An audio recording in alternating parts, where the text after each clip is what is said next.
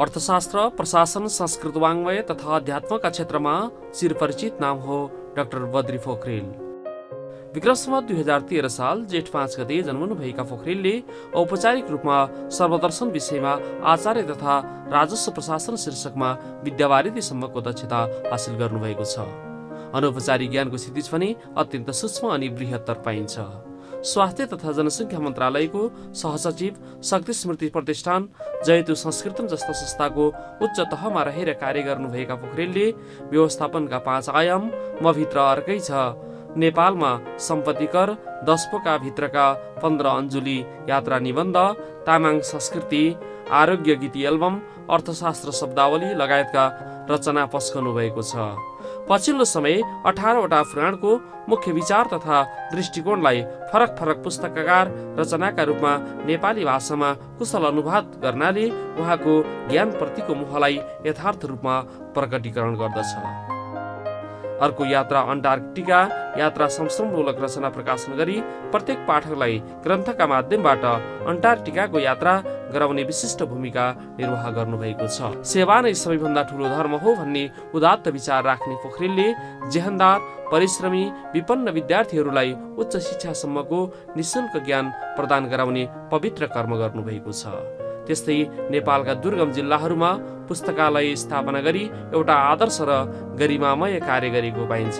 हामी नेपाल जस्तो पवित्र भूमिमा जन्म लिन पाएका छौँ, यसमा गर्व गर्न सक्नुपर्छ। संस्कृत भाषा साहित्यको संरक्षणमा सबै एक भएर लाग्नुपर्छ। विद्यालय तहमा यसलाई समाविष्ट गर्न सक्नुपर्छ भन्ने विशिष्ट दृष्टिकोण उहाँमा रहेको पाइन्छ। यस्ता महान स्रष्टा द्रष्टाको लेखनी अनवरत रूपमा लम्किरहोस्। त्यस्तै राज्यले महान विज्ञबाट सुझाव सल्लाह लिई सभ्यताको संरक्षणमा जुट्न विलम्ब गर्नु हुँदैन। राष्ट्र, राष्ट्रियता, सभ्यता र संस्कारको सङ्गम बागमती टेलिभिजन। समादरणीय दर्शकबिन, कार्यक्रम सभ्यतामा स्वागत छ। म माधव भुसाल। हामी जुनसुकै धरातलमा रहे तापनि आफ्नो पहिचान, आफ्नो माटो, आफ्नो मातृभूमि सर्वदा उपरी स्थानमा हुन्छ, माथिल्लो तहमा हुने गर्दछ। जसरी रुखले जहाँ हाँगा फिजाए तापनि, लहरा जहाँ फैलिए तापनि त्यसको धरातल जरामा हुन्छ अथवा पृथ्वीमा हुने गर्दछ, तसर्थ हामी जहाँ फैलिए पनि आफ्नो सभ्यता, संस्कृति अनि पहिचान सर्वोपरि विषय हुन्छन्। आजको बसाइमा, सभ्यताको आजको बसाइमा लामो समयसम्म आफूलाई आर्थिक प्रशासनका क्षेत्रमा, संस्कृत वाङ्मय वा त्यसको धरातलका क्षेत्रमा र विशेष गरेर नियात्रा, यात्रा संस्मरण इत्यादि साहित्य लेखनका क्षेत्रमा आफूलाई अहोरात्र समर्पित गर्नुहुने वरिष्ठ सर्जक, प्रशासक डाक्टर बद्री पोखरेल हामी माझ हुनुहुन्छ। उहाँलाई हामीले कार्यक्रममा स्वागत गरौँ। नमस्कार। नमस्कार। आराम हुनुहुन्छ? ठिक छु। यहाँ त एउटा प्रशासनको क्षेत्रमा रहेर पनि लामो समयसम्म कार्य गर्नुभयो, जसबाट एउटा निवृत्त समेत भइसक्नुभयो र साथसाथै त्यस पछाडिको समय यहाँ एउटा पुराणहरूलाई, एउटा 18 वटा पुराणलाई नेपाली भाषामा अनुवाद गर्नुभएको छ सारांशका रूपमा। यो कार्य कस्तो लाग्छ आफूलाई? आफैले गर्दाखेरि आफ्नो मूल्याङ्कन के लाग्छ हजुरलाई? धन्यवाद छ माधवजी। अब मूल्याङ्कन त आफ्नो मूल्याङ्कन आफूले गर्नुभन्दा अरूले गर्दा राम्रो हुन्छ। तर अब यसमा किन प्रवृत्ति भयो भन्ने चाहिँ नि क्वेसन हुनसक्छ, होइन? मैले हजुरको रुचि चाहिँ कसरी गयो त्यतातर्फ? रुचि त कस्तो हुनुहुन्छ भने अलिकति म संस्कृत पनि मेरो ब्याकग्राउन्ड भएको हुनाले संस्कृतप्रति रुचि त छँदैछ। त्यसमाथि पारिवारिक परिवेश पनि, पिताजी दाजु संस्कृतकै क्षेत्रमा काम गर्नुहुन्छ, पिताजी त गर्नुहुन्थ्यो, दाजु गर्दै हुनुहुन्छ। त्यसले गर्दाखेरि त्यो पारिवारिक लगाव अलिकति संस्कार चाहिँ नि संस्कृतप्रतिको अभ्यासले दिया थियो। हजुर। तर के भने बिचमा चाहिँ नि मैले अर्थशास्त्र पढेँ, अर्थशास्त्र सम्बन्धी नै काम गरेँ। अर्थशास्त्रकै आधारमा मैले अर्थ मन्त्रालयमा धेरै वर्ष काम गरेँ। नेपाल सरकारको विभिन्न पदमा रहेर काम गरेँ। त त्यसले गर्दाखेरि त्यो संस्कार, त्यो पारिवारिक संस्कार र जुन आफूले पहिले पढेको ज्ञान थियो त्यो चाहिँ नि एउटा के तिरोभावको रूपमा तिरोभूत भएर अदृश्य रूपमा रहिराखेको थियो। अब यो बिचमा मैले अर्थशास्त्र पढेँ, अर्थशास्त्र पढाएँ, अर्थशास्त्रकै क्षेत्रमा धेरै वर्ष काम गरेँ। देश विदेशमा अर्थशास्त्रलाई नै आधार बनाएर मैले काम गरेँ। आधिकारिक पुस्तकहरू पनि रचना गर्नुभयो। पुस्तकहरू पनि अर्थशास्त्रमै लेखेँ। त्यसले गर्दाखेरि यो जीवनको ऊर्जामय समय चाहिँ नि अर्थशास्त्रकै चिन्तनमा गयो के। हजुर। अर्थशास्त्रकै चिन्तनमा गएको हुनाले कता कता त्यो यतातिर पहिलेको ज्ञान तिरोभूत भएर रहनु, यतातिर आधुनिक अर्थशास्त्रको ज्ञानले त्यो हाँगा हाल्दै जानु, पल्लवित हुँदै जानुले गर्दाखेरि त्यस्तो अवस्था थियो। तर मलाई भित्र मनमा चाहिँ नि अर्थशास्त्रमा जहिले पनि के भनिन्छ भनेदेखि एडम स्मिथले भन्नुभएको छ कि there are seven problems and there are 7 economists and 6 problems भनेको छ क्या। भने मतलब त्यो समस्या कहिले पनि समाधान हुँदैन भन्न खोज्या नि। यो यस्तो किसिमको असीमित छ भन्ने मैले एउटा अर्थशास्त्रको विद्यार्थीको नाताले मलाई यो एकदम मर्मस्पर्शी कोट लाग्यो हुनाले मैले यहाँ उदाहरण गरेँ। त्यस्तै गरेर अब उहाँहरू के हुनुहुन्छ भने जहिले पनि भयावह स्थितिदेखि डराउनुहुन्छ क्या। पश्चिमी दर्शन, मैले पश्चिमी किताबहरू, पश्चिमी दर्शनका किताबहरू पनि केही पढेँ। त त्यो के पाउँछु भन्नुहुन्छ भने त्यो भयावह स्थिति छ। जस्तो भनौँ न दर्दनाक अवस्था त अब खाद्यान्नको उत्पादन जहिले पनि अर्थमेटिकल्ली बढ्छ, जनसङ्ख्याको उत्पादन जहिले पनि जियोमेट्रिकल्ली बढ्छ भने यो त भयावह स्थिति देखाइदिया हो नि होइन। आखिर इकोसिस्टम भन्ने पनि छँदैछ। प्रकृतिले यदि जन्म दिन्छ भने त्यहाँ कुनै न कुनै हिसाबले उसको वृद्धि वर्धन होइन संस्कार ती कुराहरू आफै आफ आइराखेका हुन्छ कि त्यो हामीले ल्याएर पनि होइन। त त्यस्ता कुरा हुँदाहुँदै पनि उहाँहरू चाहिँ त भयावह बनाइदिनको लागि पश्चिमी दर्शनले के भन्छ भनेदेखि जनसङ्ख्याको उत्पादन चाहिँ नि वृद्धि चाहिँ नि जियोमेट्रिकल्ली हुन्छ, खाद्यान्नको वृद्धि चाहिँ नि अरिथमेटिकल्ली हुन्छ भनेर भन्ने यस्ता किसिमका कुराहरूले गर्दाखेरि कता कता त्यहाँ कहिले पनि शान्ति भन्ने कुरो, त्यहाँ एउटा प्राप्ति भन्ने कुरो, जीवन भन्ने कुरो, म मेरो कर्तव्य भन्ने कुरो कता कता लुप्त भएर बसिएको छ। भनेपछि अर्थशास्त्रले मात्रै जीवनमा पूर्णता प्राप्त नहुने रहेछ। हुँदैन भन्ने मेरो ठहर हो। हजुरको आन्तरिक रूपमा तिरोभूत रूपमा रहेको त्यो अन्तर्मनमा रहेको कुराले चाहिँ नि मलाई अब यसको समाधान त्यहाँबाट पो निस्किन्छ कि होइन। यी कुराहरूलाई चाहिँ यसको चाहिँ जुन ग्याप छ त्यो ग्याप चाहिँ नि आध्यात्मिक चिन्तनले दिन्छ कि भन्ने मलाई लाग्यो र मैले चाहिँ नि आध्यात्मिक चिन्तनलाई उत्खनन गर्न थालेँ। हेर्नुहोस् त्यसले गर्दा मलाई आत्मसन्तुष्टि पनि भयो। अब पुस्ताको लागि अब मैले अहिले जुन पुराणको अनुवाद गरेँ त्यसले अब कसैले पनि मैले संस्कृत पुराणहरू त सबै संस्कृतमा लेखिएको छ, संस्कृत भाषामा मात्रै छन्। संस्कृत सबैले दुर्लभ छ, बुझिँदैन, संस्कृत गाह्रो छ, क्लिष्ट छ भन्ने गरेको छ। त्यस कारणले हामीले संस्कृतका ग्रन्थहरू पढ्न पाएनौँ के होइन। महत्त्वपूर्ण संस्कृतका ग्रन्थहरू त संस्कृतमा लेखिएका छन्।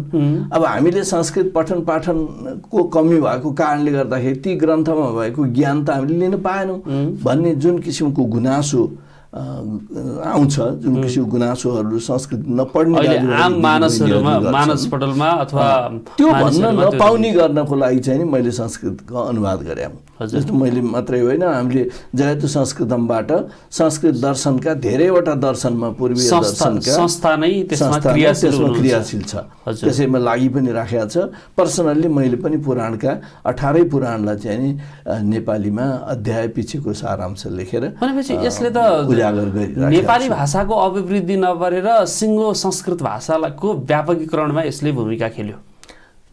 म चाहिँ नि त्यसो भन्दिनँ। म त नेपाली भाषाको प्रवर्धन भयो भन्छु यसले, किनभने नेपाली भाषामा ती सम्पत्तिहरू त थिएन नि हिजोको दिनसम्म। हजुर, आज नयाँ सम्पत्ति जोडियो। तर संस्कृत भाषाको महत्त्व त फेरि बढ्यो नि त। आखिर जनताले त अवश्य बढ्यो, संस्कृतको महत्त्व पनि बढ्यो। एकातिर संस्कृतको महत्त्व बढ्यो, अर्कातिर नेपाली भाषाको वैभव वृद्धि भयो, समृद्ध भयो।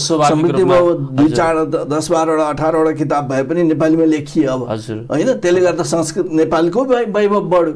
त्यो हिसाबले गर्दाखेरि नेपालीलाई पनि, नेपाली भाषी, नेपाल भाषाको उन्नति चाहनेहरूको लागि पनि साह्रै राम्रो भयो, होइन? संस्कृतको ज्ञान प्रवाह गर्नको लागि भाषागत जुन काँडा थियो, भाषागत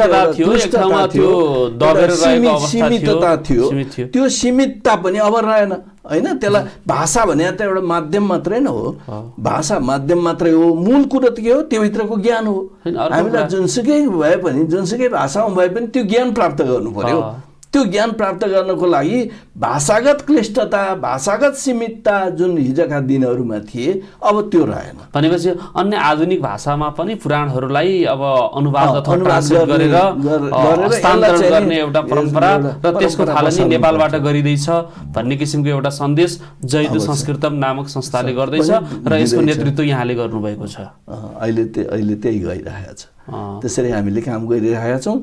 त्यसले गर्दाखेरि के भने हाम्रो माधवजी, हाम्रो आदर्श भने के हो भनेदेखि हामी ऋषि मुनिका सन्तान होइन, सबै ऋषिहरूकै सन्तान हौँ। कोही कुनै गोत्रका हुन्, कुनै ऋषिका सन्तान, कुनै हामी त्यही परम्पराबाट आएका हौँ। आज संसारमा सबैले मानेको, हामीले मात्रै भने होइन, हामीले मात्रै दाबी गरेका कुरो होइन, संसारका सबैले मानेको कुरा त के भने यो ज्ञानको उदय त हिमालयबाटै भएको हो, ऋषिहरूबाटै गरेका हुन्, होइन? भारतवर्षबाटै भएको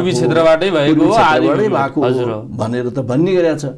यहाँ ठुल्ठुला सभ्यताको कुराहरू पनि हामी यहीँबाट विकास भएको भनेर मानिराखेका छौँ, लिइराखेका छौँ, त्यसलाई स्वीकार गरिरहेछौँ। भनेदेखि त्यस्तो किसिमको ज्ञानलाई चाहिँ नि आज उज्यालो बनाएर त्यो ज्ञानले के दिन सकेका छ, के छ त त्यो भित्र, होइन? हामी वाङ्मय भन्छौँ, संस्कृतमा यो छ, ऊ छ, त्यसको धरातल के हो त धरातल?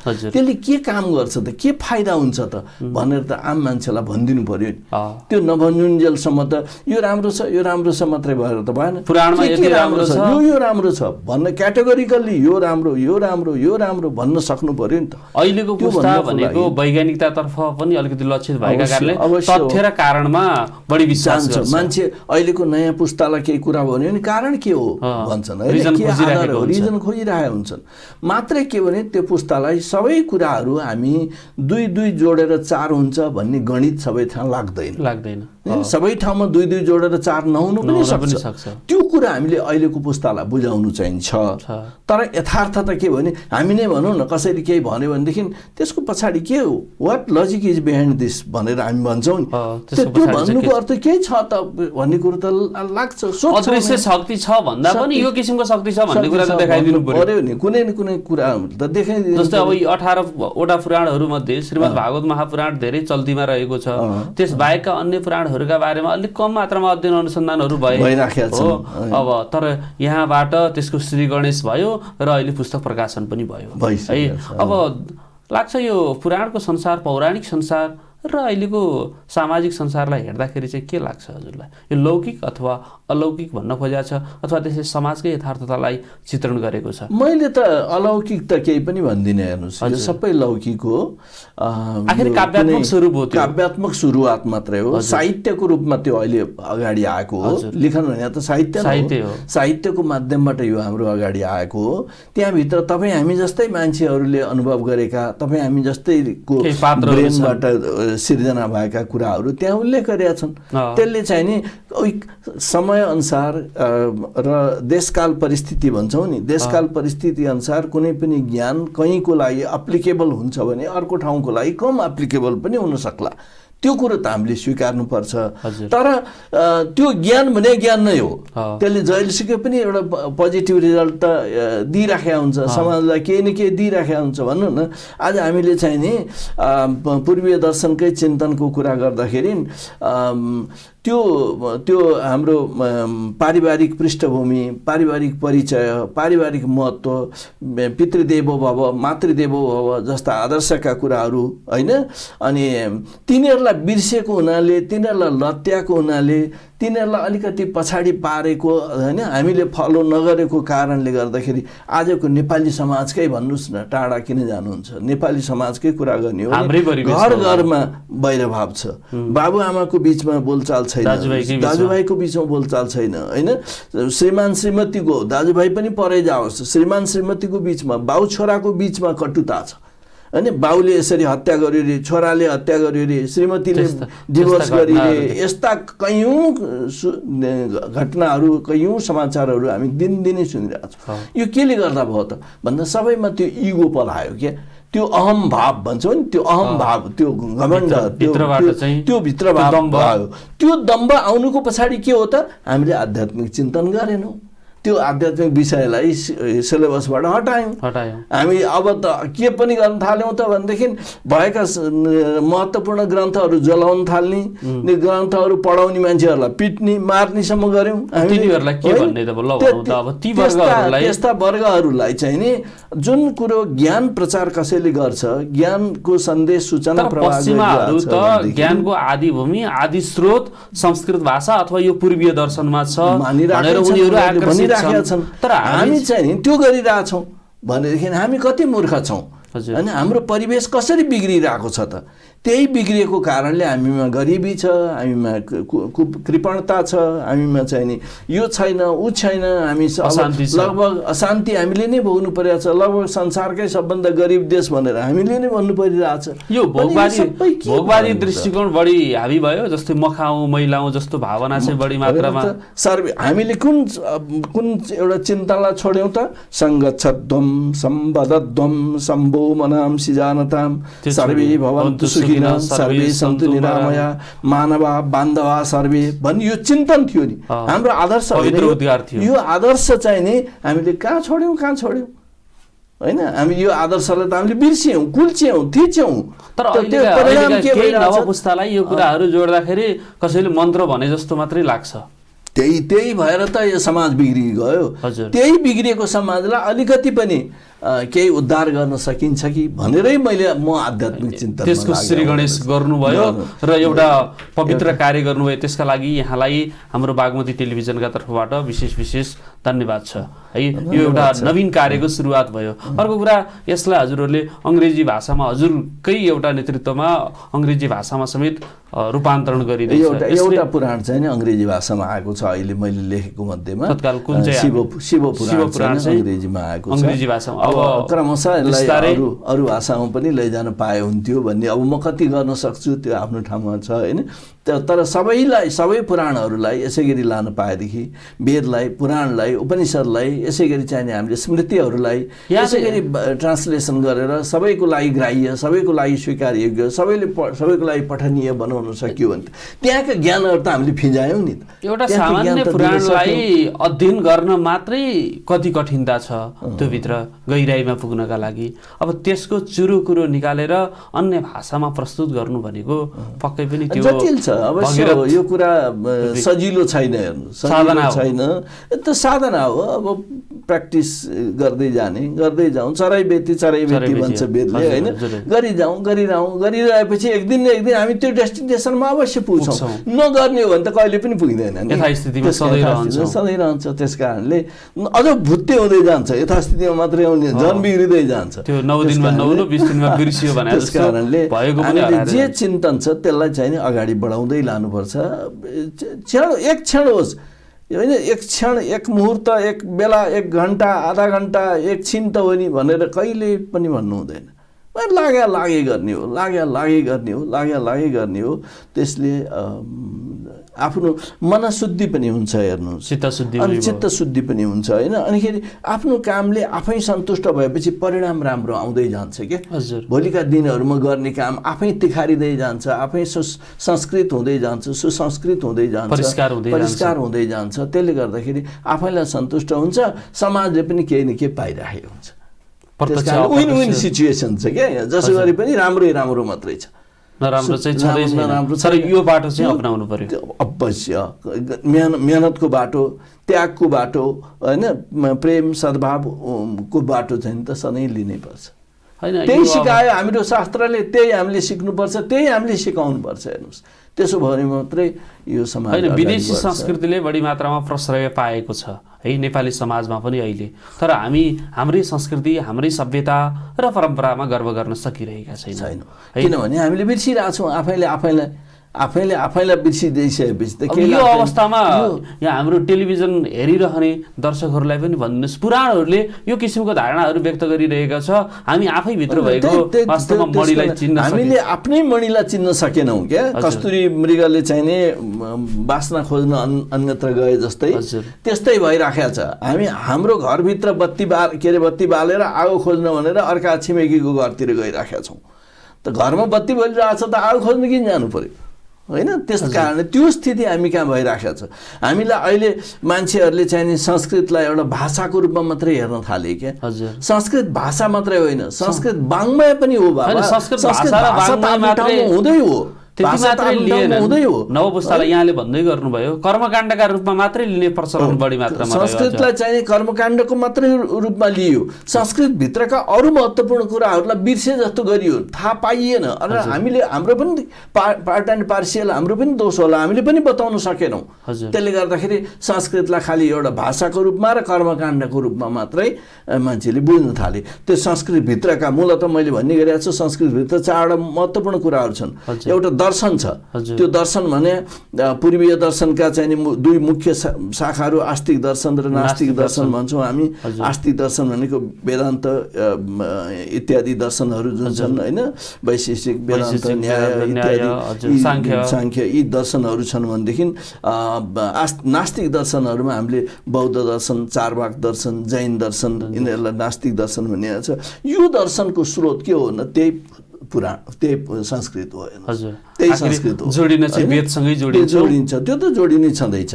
त्यसपछि गएर अर्को महत्त्वपूर्ण कुरा भने साहित्य हो। आज साहित्य संसारको आजका दिनसम्म पनि मैले पूर्वीय साहित्य र पश्चिमी साहित्यका केही किताबहरू पढेँ, तर दुइटै पढ्दाखेरि तुलनात्मक रूपमा म निष्प्रिय रूपले भन्नुपर्दाखेरि, न्युट्रल रूपले भन्नुपर्दाखेरि पूर्वीय दर्शनमा जति चिन्तन छ, जति महत्त्वपूर्ण कुराहरू छ, त्यति महत्त्वपूर्ण कुराहरू मैले उतातिर पाइराखेको छैन।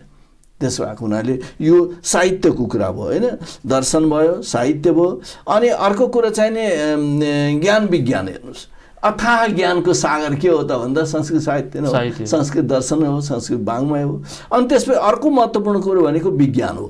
त्यो विज्ञान भने के भने योग हो, आयुर्वेद हो, चिन्तन हो, तन्त्र हो, ज्योतिष हो, गणित हो। तपाईँ चाहिँ नि नारद पुराण पढ्नुहोस् त, म्याथमेटिक्सको फर्मुला जे छ त्यो सबै नारद पुराणले बताइदिएको छ। अल्जेब्रा पढ्दा मैले एसएलसी दिँदाखेरि अल्जेब्रा पढेको बेला पढेको थियो नि, ए प्लस बीको होल स्क्वायर भने A square plus twice AB plus B square भनेर हामीले जुन पढ्थ्यौँ, त्यो फर्मुला कहाँ छ त भन्दा नारद पुराणमा छ।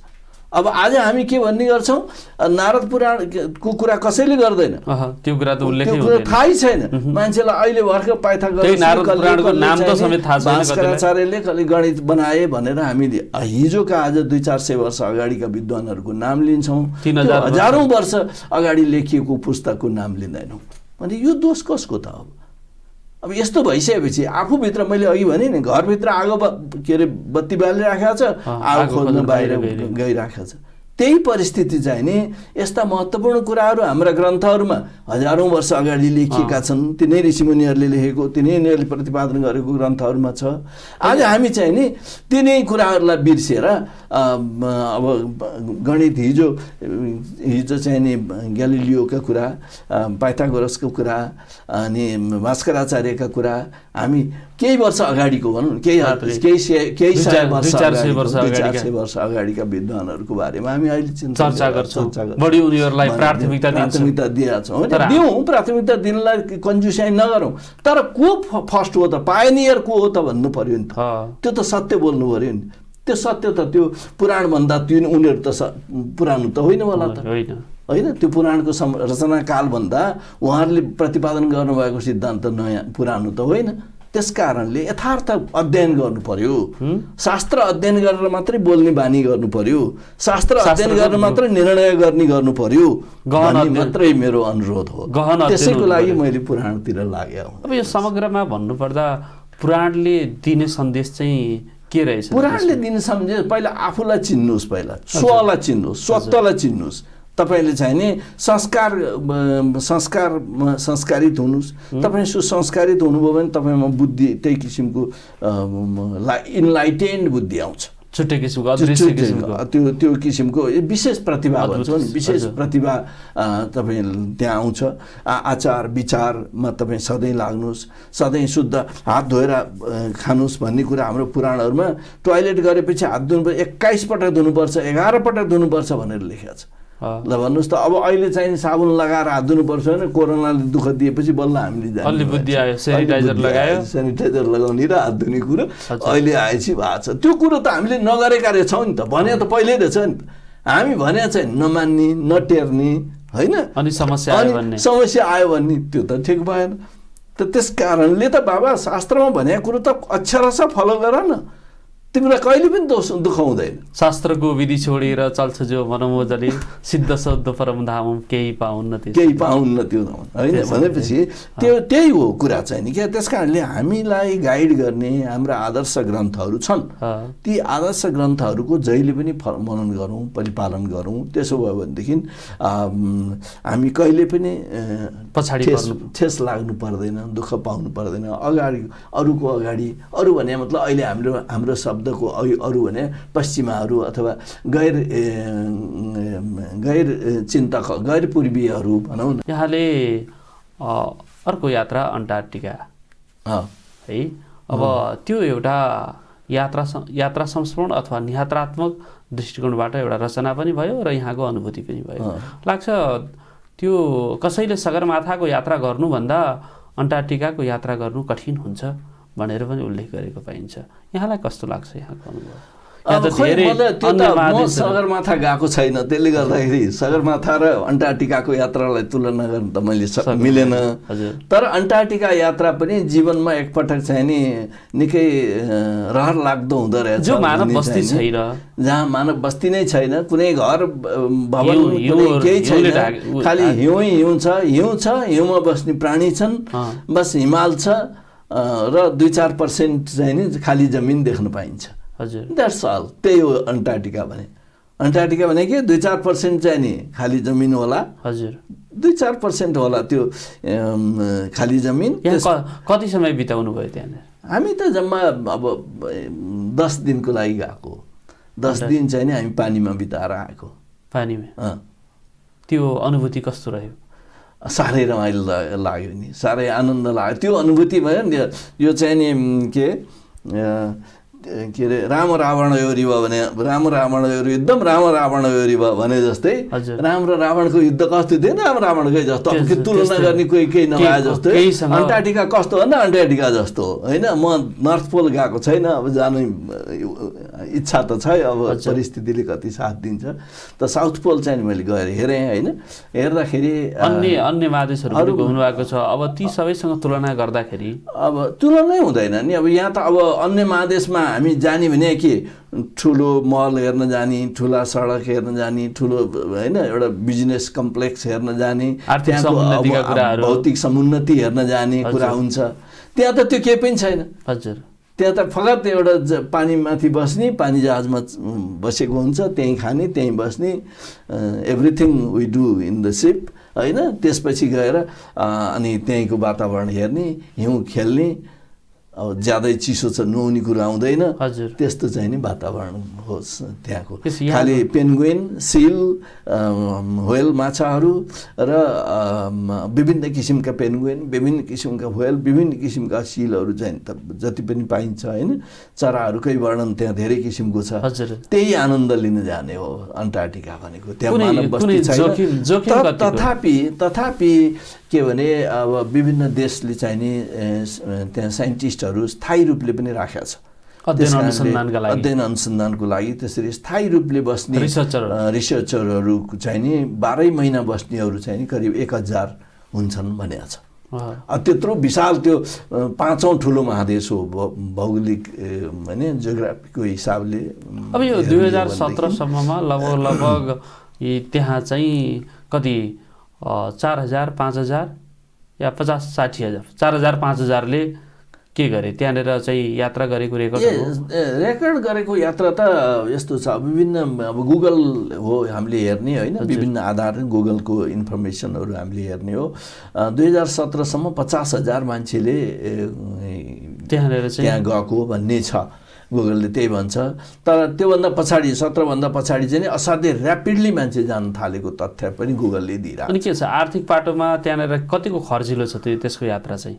खर्चिलो त अब इट डिपेन्ड्स, अब तपाईँ कति कन्जुस्याइ गरेर जाने कि कति लिबरल भएर जाने हो होइन। अब कस्तो किसिमको सामान्यतया त्यहाँको बारेमा खाने, कसरी खाने, घर हामी कतै यात्रा गर्न जाँदाखेरि झोलामा भएको खाने कि होटलमा बसेर खाने भने जस्तै त हो नि जहाँ पनि यात्रा गर्दा है।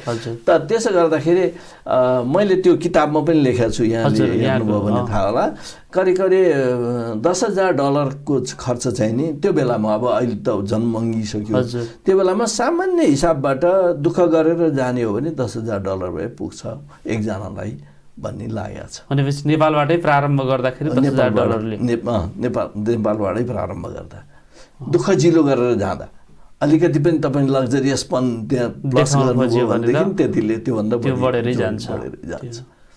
त्यस्तो भनेपछि अब त्यो परिदृश्य देख्दाखेरि अनि यो नेपाली समाज देख्दाखेरि अनि मलाई त्यो किताबमा पनि मैले लेखेको छु, त्यो अन्टार्कटिकाबाट नेपालले के सिक्ने अथवा अन्टार्कटिका भ्रमण गरेर आएपछि नेपाललाई के दिने भन्ने कुरो पनि त्यो त हुनु पर्यो, नत्र अर्थपूर्ण मनलाई बहलाउनका लागि केवल आनन्दका लागि मात्रै, पर्सनल आनन्दको लागि मात्रै जिने होइन, आफ्नो आनन्दले समाजले पनि केही पाओस् न। यहाँ त फेरि समाज सेवाका क्षेत्रमा पनि छात्रवृत्ति दिएर एउटा माथिल्लो तहसम्म विद्यार्थीहरूलाई वार्षिक रूपमा पनि अध्ययन गराउनुहुन्छ लगानीमै पनि।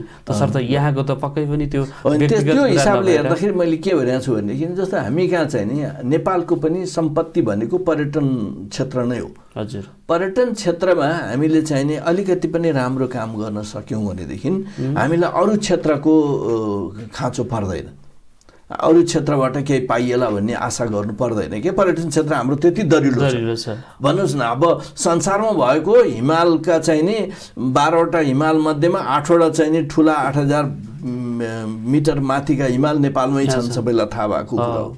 त दुःखको कुरा के भने एक हिमालबाट अर्को हिमालमा जाने बाटो आजसम्म हामीले बनाएको छैनौँ। त्योभन्दा दुःखको कुरा के हुन्छ?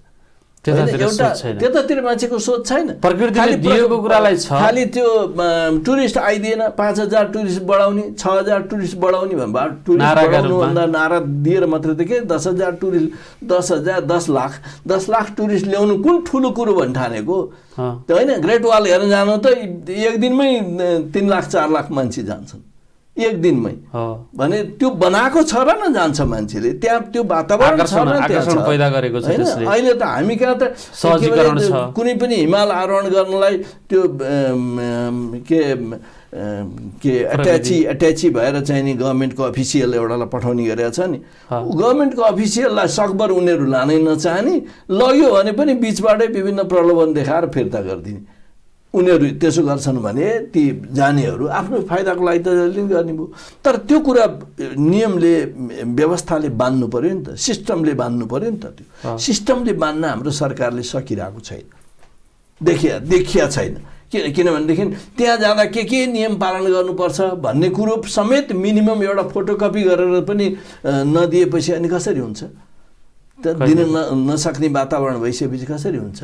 त्यस कारणले हाम्रो पर्यटन क्षेत्र त हाम्रो सबभन्दा सम्पत्ति, हाम्रो वैभवको क्षेत्र हो। हामीले अरू केही गर्नै पर्दैन, हामीले जलस्रोत र पर्यटनलाई मात्रै विकास गर्न सक्यौँ भने म त पर्यटनै भन्छु। अझ जलस्रोत पनि अझ के हुँदै गयो भने हामीले त्यो कस्टली हुँदै गयो क्या, जलस्रोत क्षेत्र पनि बढी खर्चिलो हुँदो, उत्पादन लागत बढ्दै जान थाल्यो, वरिपरिका अरू देशहरूले पनि प्रडक्सन गर्न थाले। त्यसले गर्दाखेरि हामीलाई त पर्यटन क्षेत्र र यो